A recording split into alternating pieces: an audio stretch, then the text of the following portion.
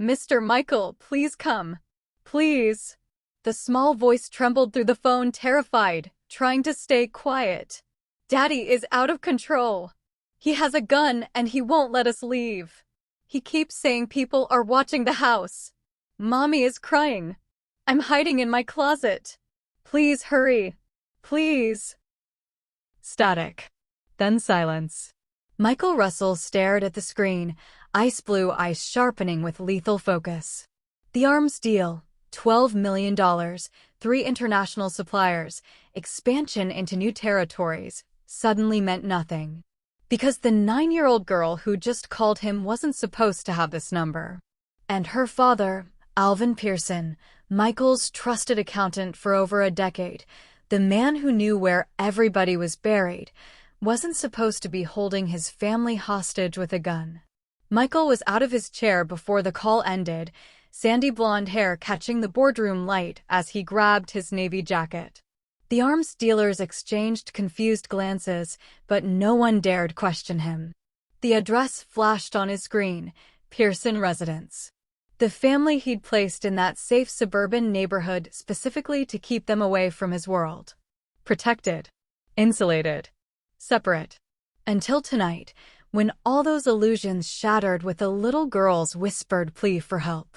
Before we see what's waiting behind that suburban door, let me ask you something. Can you protect people from a world you created? Or does your protection become the poison? Stay with me, because what Michael discovers will force him to confront a truth more terrifying than any enemy he's ever faced. Look, I could tell you to like and subscribe, but here's the truth. If you're still here after hearing a little girl beg for help from a mafia boss, you're already hooked. So do yourself a favor, subscribe so you don't miss what happens next. Smash that like button if your heart is already racing. And drop a comment telling me, how far would you go to protect someone, even if you're the danger? Alright, let's see if Michael can save them, or if he's about to make everything worse. Now let's begin. Michael's black Mercedes tore through downtown traffic, weaving between cars with precision that came from years of high-stakes escapes. But this wasn't an escape. This was a rescue. Or was it? His mind raced faster than the engine. Alvin Pearson. Meticulous. Loyal. The accountant who'd handled Michael's legitimate fronts for 10 years without asking uncomfortable questions. Coffee shops. Real estate holdings. Import-export businesses that looked clean because they were built to look clean. Michael had given the Pearson family an emergency phone 3 years ago, hidden in their kitchen drawer, marked batteries. 1 button. Direct line to his security team. For your protection, he'd told them. But now, racing toward their house with his pulse hammering, a terrible thought crystallized. What would that phone look like to a man who'd just discovered the truth about his employer? It would look like surveillance. Like insurance. Like proof that Michael Russell had never really trusted him. The city blurred past, glass towers giving way to tree-lined streets, luxury condos transforming into modest homes with basketball hoops and flower gardens. Michael's world existed in penthouse boardrooms and underground poker rooms. This world, the one where normal families lived normal lives, was supposed to stay separate. That separation was the foundation of everything. For rules had built his empire. Keep legitimate businesses clean. Keep civilians separate from operations. Never involve families. Always protect those who serve loyally. Tonight, all 4 rules were collapsing. 15 minutes after Barbara's call, Michael killed the engine on Maple Grove Lane. The Pearson house stood at the end of the cul-de-sac. White siding. Black shutters. The kind of home that promised safety and the American dream. But every curtain was covered from the inside. Sheets and furniture pressed against the windows. The flowers Allison usually tended with obsessive care were trampled, dirt scattered across the walkway. Fresh scratch marks marred the front door, desperate attempts to reinforce locks from the inside. Too quiet. No children playing. No neighbors visible. The kind of silence that meant everyone had heard something wrong and decided not to get involved. Through the covered windows, Michael heard voices. Alvin's high-pitched and manic. Allison's trying to soothe. And underneath it all, the terrified breathing of a 9-year-old girl who'd just done the bravest thing of her life. She'd called the monster to save her from her father. The question burning through Michael's mind as he approached that barricaded door wasn't tactical. It was moral. What happens when the man you've been protecting people from realizes he's the real threat? When your accountant discovers the true cost of every transaction he's processed? When do paranoia and truth become the same thing? Michael was about to find out. Because somewhere inside that house, Alvin Pearson had found the encrypted files. The real books.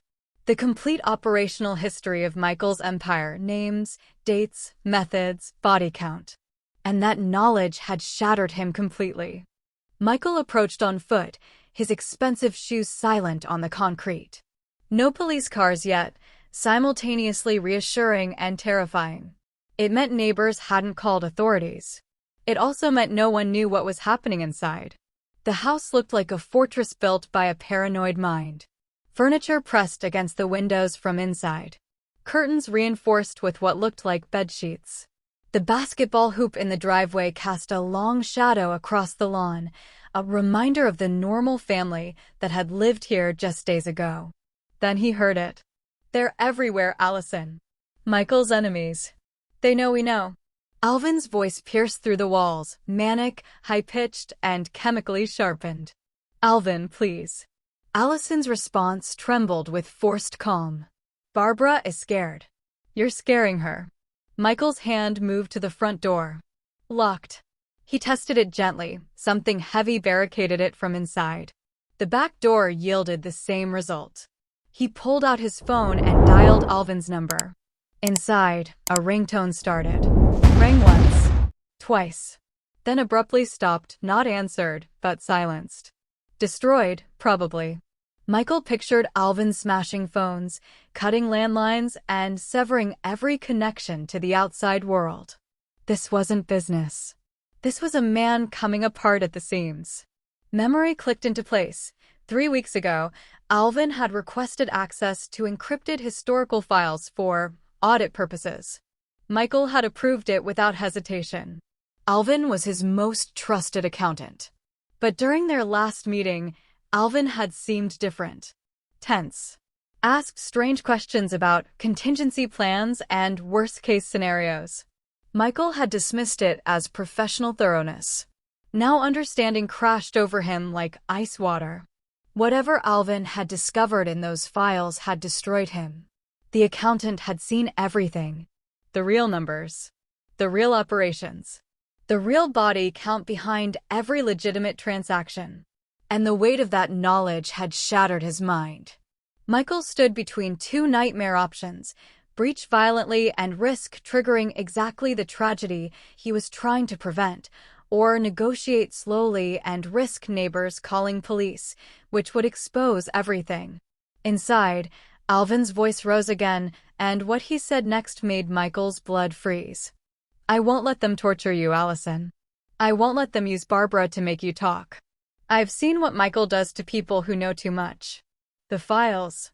God, the files showed me everything. Better this way. Better quick. Better merciful. The metallic click of a safety being released echoed through the door. And Michael realized with horror that Alvin wasn't just paranoid. He was preparing to murder his family to save them from a fate he believed was inevitable. Michael's phone vibrated. The emergency line. Barbara. He answered instantly. Barbara, I'm here. I'm right outside. I know. Her whisper was barely audible but unsettlingly calm. I saw you from my window before Daddy made me go to my room. I'm in my closet now. She spoke with the eerie calm of a child who had learned to navigate chaos. Daddy has been acting strange for weeks, Mr. Michael. He stopped sleeping. He keeps checking the windows, writing things on paper, and then burning them. He keeps saying, they're coming. Michael's chest tightened. When did this start? He found something on his computer 3 weeks ago. After that, everything changed. The encrypted files. Michael closed his eyes. He started taking pills, Barbara continued, her voice steady in a way that broke Michael's heart. Little orange bottles. He takes so many now. They make his hands shake. Mommy tried to hide them, but he got angry. A 9-year-old shouldn't have to document her father's mental collapse. I wrote everything down in my diary, she whispered. The dates, the things he said. I thought maybe someone would need to know. You're very brave, sweetheart. Daddy isn't mean, Mr. Michael. He's scared. But scared daddy is dangerous daddy. The observation was precocious and devastating. Through the phone, Michael heard movement. Alvin's muffled voice from another room. Where's Barbara? Barbara. He has the gun from the safe, Barbara whispered urgently. He said he needs to protect us from them. Mommy is trying to keep him calm, but I can see she's terrified. Her hands won't stop shaking. Silence stretched between them. Then Barbara asked the question that shattered Michael's carefully constructed world. Mr. Michael, is my daddy right? Are people watching us? Are you going to hurt us?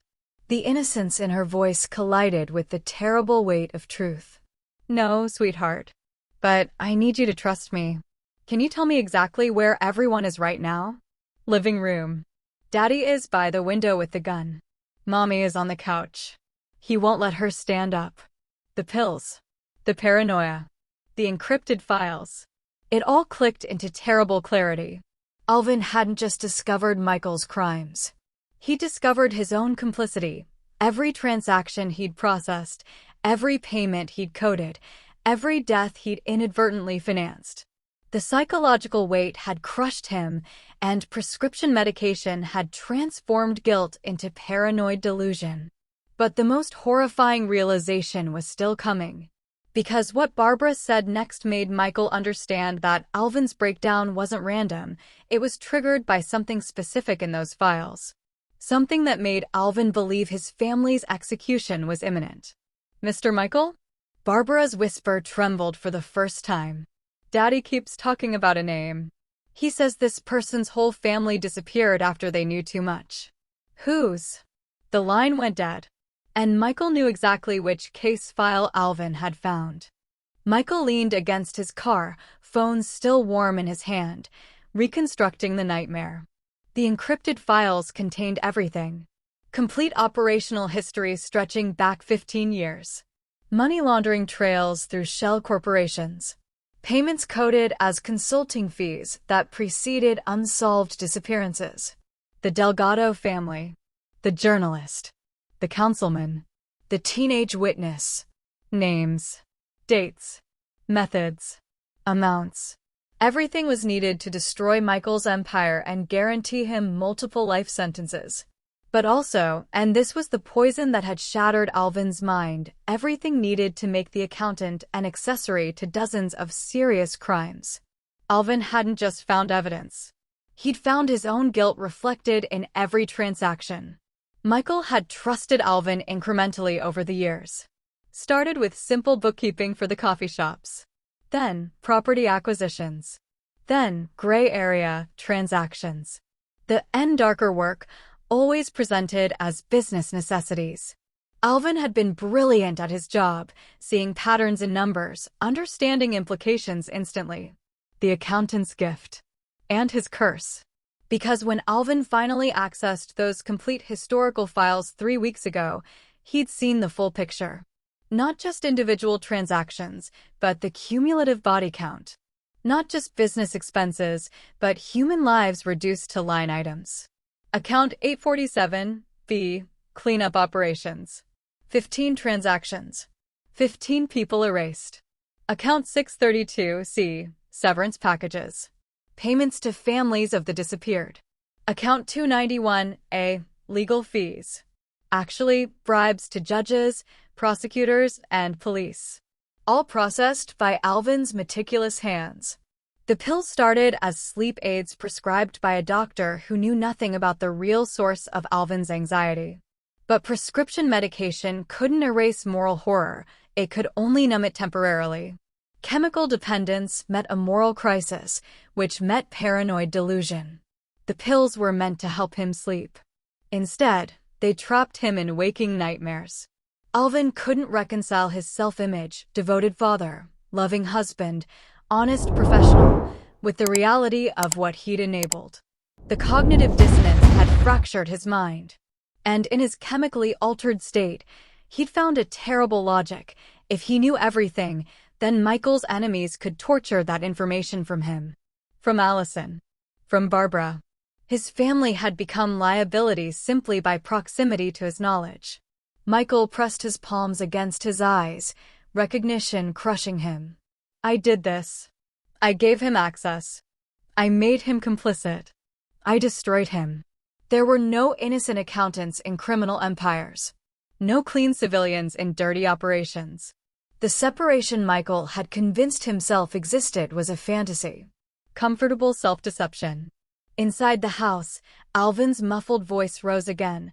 I found the Rivera file, Allison. The whole family, wife, 2 kids, grandmother. All gone within a week after the father threatened to talk. Our Barbara is 9. Same age as the Rivera girl. Michael's blood turned to ice. The Rivera case. 5 years ago. A business partner who'd gotten cold feet. Michael hadn't ordered the family killed. An overzealous lieutenant had done that independently. Michael had the man eliminated for the unauthorized brutality. But the file didn't show that context. It just showed, threat identified, entire family disappeared, problem solved. And now Alvin, drowning in pills and paranoia, believed he was staring at his own family's future. The gun inside wasn't for murder. It was for mercy. Before we find out if Michael can save this family from the nightmare he created, I need you to do something. If you need to know what happens when that door finally opens, smash that like button and subscribe to the channel. We craft these psychological thrillers to keep you on the edge of your seat, and your support helps us bring you more stories that dive deep into the darkest corners of human nature. Drop a comment and tell me, is Alvin's paranoia justified? Is Michael the hero or the villain here? Now, let's see what happens when paranoia and truth collide. Michael moved to the front door and knocked firmly. Professional. Controlled. Alvin, it's Michael. I got Barbara's call. Let's talk. The response was immediate electric panic. Talk. Alvin's voice cracked through the wood. You want to talk? I know how you talk, Michael. Account 847, B, miscellaneous consulting fees. 15 transactions in 2 years, each followed by someone vanishing from the news. Michael's jaw tightened. Alvin had gone deeper than he'd realized. Alvin, think logically. If I wanted to hurt you, would I be standing on your porch asking to talk? That's exactly what you'd do. The paranoid logic had its own twisted consistency. Make it look civilized. Make it look like I was irrational. Then the cleanup looks justified. Inside, furniture scraped. Alvin reinforcing his barricade. Allison's voice joined, desperate. Michael, please. He's not himself. The pills he's taking so many. The pills help me see clearly. Alvin shouted. They help me stay awake. Stay alert. I know you're watching, Michael. I found your surveillance phone. Michael's stomach dropped. The emergency phone. His protection had become his prosecution.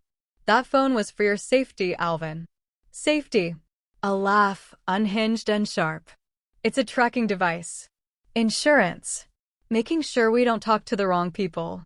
We're not protected. We're collateral. Barbara's small voice cut through. Daddy, please. Mr. Michael wouldn't hurt us. He gave us the phone to help. You don't understand, baby. Alvin's voice broke. I've seen what he does to people who know too much. The Delgado family. The journalist. That teenager who witnessed the warehouse shooting. I processed the payments, Barbara. I paid for their deaths. Every word of reason hit paranoid certainty and shattered. Through the door, Michael heard new movement. Alvin's breathing rapid, shallow. The specific sound of someone preparing to do something irreversible. I won't let him make examples of you, Alvin said, voice suddenly flat. Chemically calm. Decided. I won't let him make it slow. If I do this quick, it's mercy. You won't feel anything. I promise. The metallic click of a gun being raised. Allison screamed. And Barbara's voice, impossibly brave despite the terror. Daddy, if you love us, you won't. But Michael never heard the rest. Because the question burning through his mind as he calculated breach points and entry angles wasn't tactical. It was moral. What do you say to a man whose paranoia is actually perfect logic, whose delusion is built on absolute truth, whose attempt to murder his family comes from genuine love? How do you negotiate with someone who's completely right about what monster you are? Movement inside. Footsteps.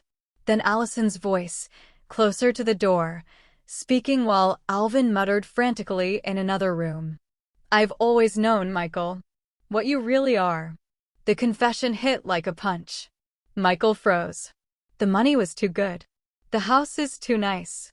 The private school tuition was paid in cash. I didn't ask questions I didn't want answered. Her voice carried 15 years of buried guilt. I suspected from the beginning. The meetings are at odd hours. The clients with dead eyes.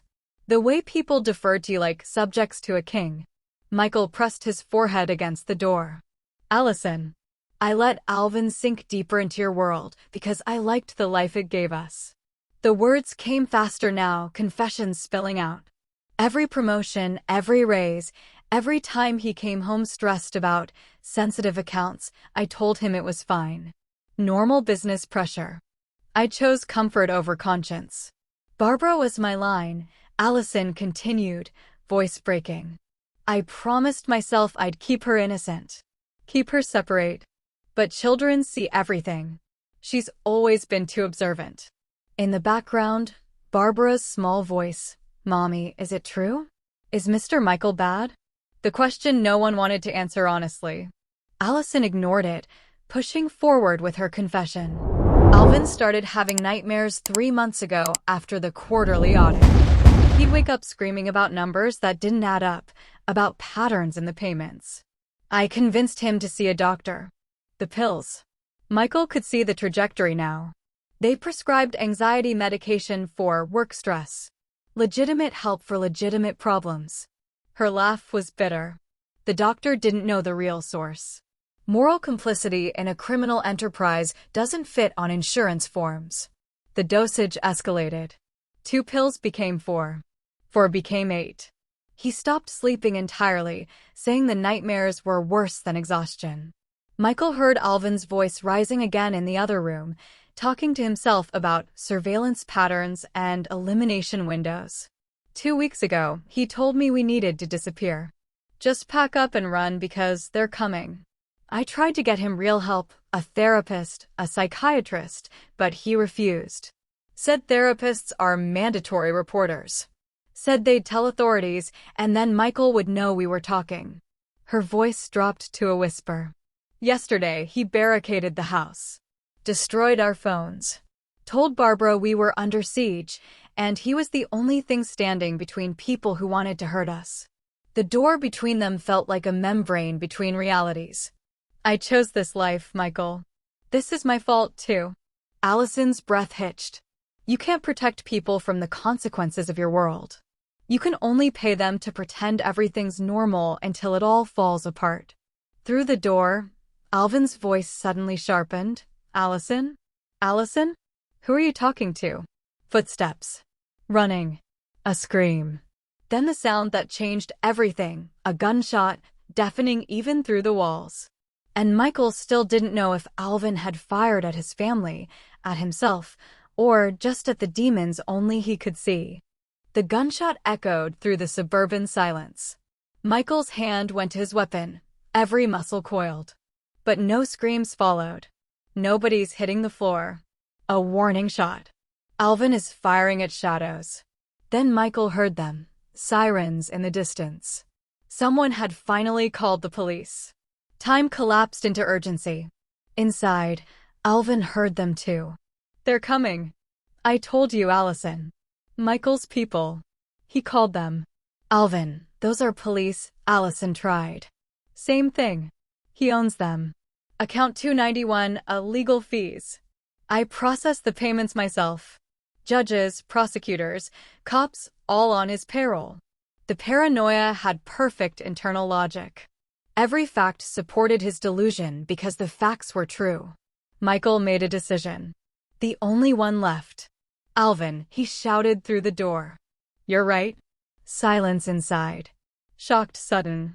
Everything you found is true. The Delgados. The journalist. The councilman. The Rivera family. All of it.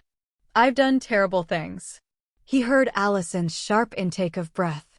Barbara's muffled sob. I've killed people who threaten my business. I've eliminated witnesses. I've destroyed families. Each word was acid. You're not paranoid, Alvin.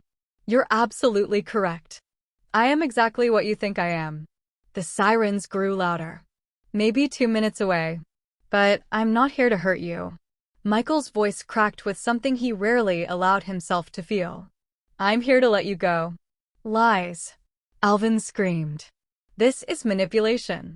This is how you. I'm offering you complete extraction. New identities. Relocation. Clean money. Total separation. Michael spoke faster, racing the approaching sirens. You'll never see me again. Never work for me again. You'll be free. Through the door, he heard Alvin's ragged breathing. I can't protect you from what I am, Alvin. I can only remove myself from your life. The truth felt like swallowing glass. The only protection I can give you is absence. The sirens turned onto their street. But you have to open this door right now. Before the police arrive and this becomes something none of us can control. Before your paranoia becomes prophecy and I have to make choices I don't want to make. The unspoken threat hung in the air. Because even now, even trying to save them, Michael was still the monster in this story. Inside, Alvin's voice trembled. How do I know this isn't a trick? And Barbara answered before Michael could, because Mr. Michael just told the truth, Daddy. Finally, he admitted what he is. The lock clicked. The door opened. And what Michael saw inside made him understand that some kinds of damage can never be undone, only witnessed, mourned, and carried forward. The door cracked open and Michael saw inside for the first time. Furniture barricades. Sheets covering windows. Papers scattered everywhere. Alvin's frantic notes about surveillance patterns and elimination protocols. And in the center of the chaos stood Barbara. She stepped toward her father with 9-year-old courage that shattered Michael's heart. Daddy, I love you. Her voice was small but steady. But you're scaring me more than anyone outside. Alvin turned, gun still in his shaking hand, eyes wild. Barbara, baby, I'm protecting you. You're sick, Daddy. The pills make you see things that aren't there. Simple child logic cut through paranoid complexity like a blade. Mr. Michael gave us the phone to call for help. He wouldn't do that if he wanted to hurt us. She took another step closer. Remember when you used to read to me? When you smiled. I miss that, Daddy. Alvin's face crumpled. The gun wavered. For the first time, he truly saw his daughter's terror and recognized it was directed at him, not the imagined threats outside. What have I done? The words barely escaped his lips. A child's love proved stronger than paranoid delusion. The gun lowered slowly as reality penetrated the chemical fog. Allison moved instantly, taking the weapon from his unresisting hands. Alvin collapsed to his knees, broken. I became the thing I was trying to protect them from. The door swung fully open just as police cars screeched to a stop outside. Michael stepped inside smoothly, already shifting into command mode. Officers. He called out, hands visible, voice calm with authority. Medical emergency. Mr. Pearson had an adverse reaction to prescription medication. Everything's under control now. 2 uniformed cops approached cautiously. Michael recognized one, Officer Davis, whose daughter's college tuition came from account 291A. The officer's eyes met Michael's. Understanding passed between them. Looks like a psychiatric crisis, sir. We'll need paramedics. Already called, Michael lied smoothly. Then he pulled out his phone and made it true. He'd learned long ago that power means shaping the story. Within minutes, paramedics arrived. Michael ensured they came from St. Augustine's, the private hospital where his donations funded an entire wing, where questions weren't asked and privacy was absolute. They loaded Alvin onto a stretcher. He stared at the ceiling, tears streaming silently, still muttering, "The files, the numbers." "I saw everything." Allison clutched Barbara, both watching as Alvin disappeared into the ambulance. Barbara looked up at Michael with those two observant dark eyes. "You're going to make this go away, aren't you?" she asked quietly. "Make it like it never happened. That's what you do." Michael crouched to her level and, for once, didn't lie. "Yes. And then what happens to us?" The question hung in the cooling evening air. Because Barbara had just identified the real problem, Michael could control police, doctors, narratives, but he couldn't undo the fundamental truth. His world had poisoned this family beyond repair. And the only question remaining was whether he'd let them go or bind them even tighter to ensure their silence. 3 months passed like slow erosion. The envelope arrived through secure channels, anonymous routing, untraceable origin. Michael opened it in his office, recognizing Allison's handwriting immediately. Pacific Northwest. New names we can't share. Alvin is in a private treatment facility. Long-term care. The doctors say he's improving, but he'll never be the man he was. Some things break permanently. Barbara is in therapy twice a week. Nightmares are lessening. She's starting to smile again. Inside the letter, a photograph. Barbara is standing in front of a small, modest house. Mountains are visible in the background. She held a small orange kitten, and her smile, genuine, unforced, was the first real happiness Michael had ever seen from her. On the back, in careful 9-year-old handwriting, "Thank you for letting us go. B." Michael's hands trembled while reading Allison's final words. "You did something I never expected. You chose our safety over your control. That's the only decent thing you've ever done for us." Then the boundary, clear and absolute. "Don't contact us again. Ever. Don't look for us. Don't check on us. Your absence is the only gift you can give. The only protection that actually protects." Michael set the letter down, staring at Barbara's smile. His empire continued but transformed. Over the course of 3 months, he'd systematically dismantled the civilian protection network. Accountants with families were reassigned or retired with generous severance. Legitimate front businesses were sold or restructured with professional management that asked no questions because they genuinely didn't know the answers. No more families. No more children. No more illusions. Yesterday's meeting with his remaining associates had been brief. Going forward, everyone in this room knows exactly what they're part of. No more protected civilians. You're all in this world completely, or you're out of it completely. No middle ground. No pretending. He didn't become good. He just became more honest about being bad. Now, alone in his office, Michael held Barbara's photograph over a metal wastebasket. "Some people are saved by being found," he whispered to the empty room. "Others are saved by being released." He lit a match. The photograph caught, curling at the edges. Barbara's smile blackened, then disappeared into ash. The last connection to the Pearson family reduced to smoke and memory.